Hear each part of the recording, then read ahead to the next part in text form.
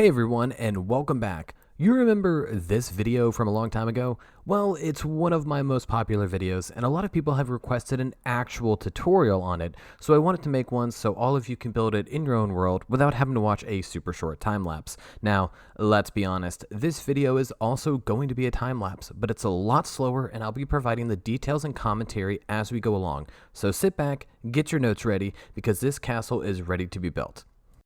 So to begin, I built the entire structure using only stone bricks, and you'll see in the walkthrough how I added additional detailing such as windows and gradients using various blocks to really add some character to it. Now here are the blocks that I used for the video, and I'll give you more details on how I spruced it up later on. Now, there's also the basic layout, which you can see here, so you can kind of tell how much space you're going to need. It's not the largest build, but it does require a fair amount of breathing room, so definitely plan ahead. I would recommend building this on an island or in the mountains for the greatest effect. Now, let's get into the actual building side of things. We're going to start off with building the left tower, stacking the initial layer of blocks 7 high. Now this will only go for the corners and the centerpieces. The rest will only be 6 blocks high. I changed this design from the original video to give it a little more detail and make it less blocky by nature. The design is still very simple, so you should have no problems following along.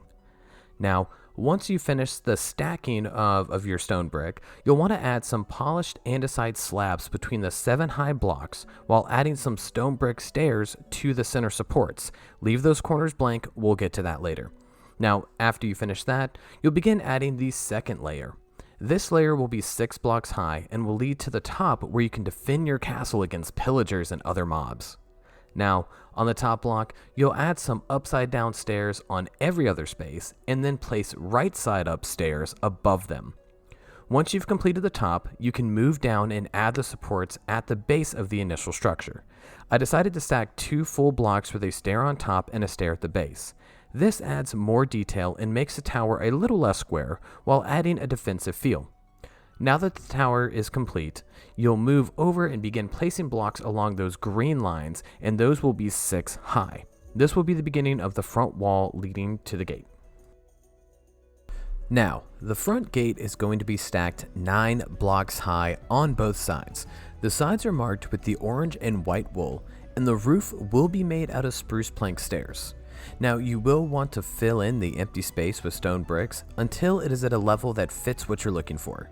This will once again add some depth and make the gate look a little bit more intimidating. As you fill it out, keep in mind that most gates like this were heavily fortified, so it makes sense to make them a little bit thicker if you're going for a more realistic build. Now, once you have your initial archway measured, it's time to add in the second layer of wall. You will stack this all the way up until it reaches, until the first archway pretty much covers it. Now from there, you'll want to create a second archway where the gate will actually be installed. I decided to make mine a little bit lower, once again to add more of a 3D effect to the build instead of having it so flat and basic. And of course, we can't forget the roof. The roofing for this entire build is spruce planks. I chose these because the darker color really adds some personality to the build.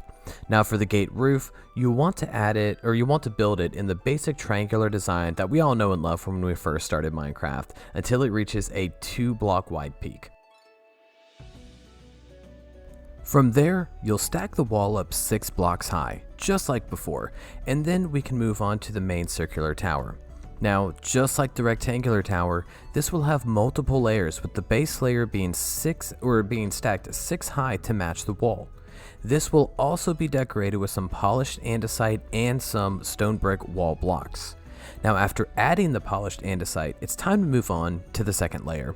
Now, as you can see, this layer is much higher, so you'll have to stack your blocks 11 high. With the circular design, there isn't much you can utilize it for, so I decided to make a staircase inside that will lead to a small room for supplies or maybe like a small bedroom. Now, when you begin on the roof, you'll need some spruce plank stairs, slabs, and full blocks. Begin by placing the stairs upside down on the sides and placing the slabs on the corners. You'll then want to add some stairs to the next layer while adding another slab to the existing corners. You can then fill in the design with some full blocks and add some stairs on top of them. Continue this method until you reach the peak. Now, you can certainly get very creative with roofing and how you want to design this, so try whichever kind that you think looks best and just flow with it. As you complete this, you can move over to the outside wall. This will also have a layered effect, with the higher points being 9 blocks high and the space in between only being 8 blocks high. Now, you will want to do this for the outside wall and the inside wall that runs parallel to it. Just make sure your spacing matches up or it can get a little funny looking. Now the next wall actually follows the same method, but with the peaks being 8 high and the lower segments being 7 high. Continue this until you reach the purple and orange wool to complete a little bit of a balcony here. Now that the castle is halfway complete, it's time to start the next smaller circular tower. Now you will want to stack the blocks 9 high, and on the 9th block is where the roof will begin. Now I won't do the roof until later, but you'll see that soon enough.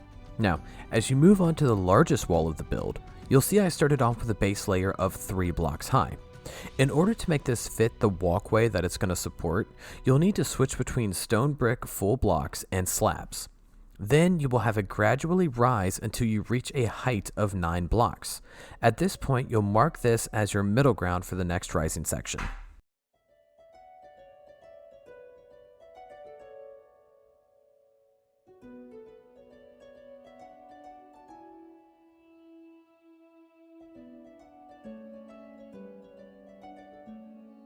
Once you reach that 9 block marker, you'll continue this method of using full blocks and slabs until you reach the end of the wall, which should equal 13 blocks high in total.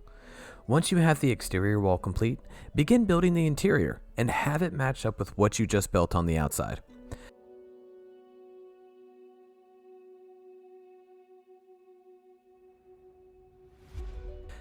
Now that you can see where the wall's height should be, it's time to build the tower's roof.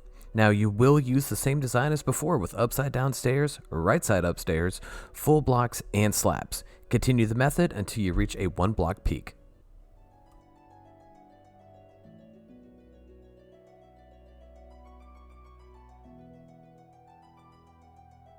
Now for the tallest structure.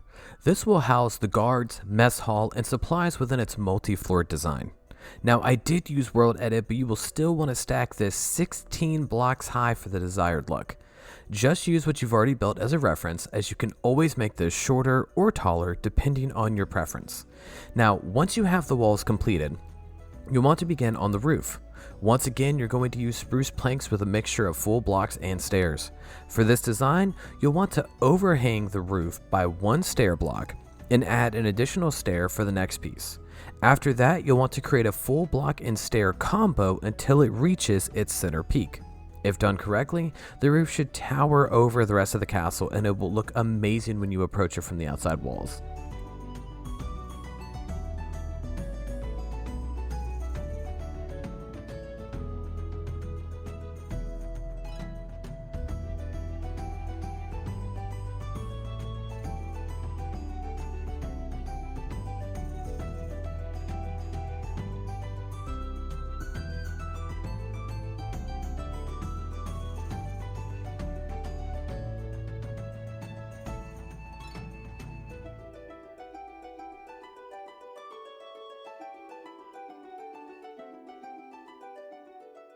And of course, last but not least, we have this small little addition for detailing purposes only. Now, it could be used for something, I admit, but I like to think of it more as just simply decorative. It's just a simple half-spire design jutting off the main structure, and I think it really adds a good bit of atmosphere to the whole thing. But that's pretty much it, so let's get into the walkthrough so I can show you guys around. Alright everybody, so I hope you enjoyed that tutorial. As you can see here, now that it is no longer simply stone bricks, I decided to add some additional details, but still keeping it pretty simple. So right off the bat, you can see here on the tower, I added some trap doors. I added some, these are oak trap doors. Yep, and this are spruce trap doors. Some spruce fence gates, just to kind of add a little bit of scenery, a little bit of atmosphere here. And I kind of added them at the base of this, but let me go inside. Let me just show you a little bit here. As you can see, just kind of like on the same as the original video, we have the small little stables. And I added some trap doors at the top here, and then multiple doorways to get to where you want to go. So like this would go into this small building area, and this would go into the very large area. So we have that. This goes into the circular tower, the shorter one, and it would have like a little staircase that goes there so you can get up and down, a little bit quicker access. And then this goes into the square tower. And once again, it would have like a staircase leading up probably on this side here, so you could go up to the tippy top. But yeah, so this is it. I also added this as well. Used the original archway to have like a little overhang so you can see, very similar to the original design. And if we go up the stairways that we made here, that's how we get in. And this is how we get down to this pathway. And then of course, upwards we have the large area. Now, like I said, I did not do the interiors because I am not an interior builder with vanilla. I'm actually horrible at it, and everything I build looks like utter poop. So I didn't want to do that and just feel completely embarrassed. I'd rather just leave it empty. But this is overall the entire build.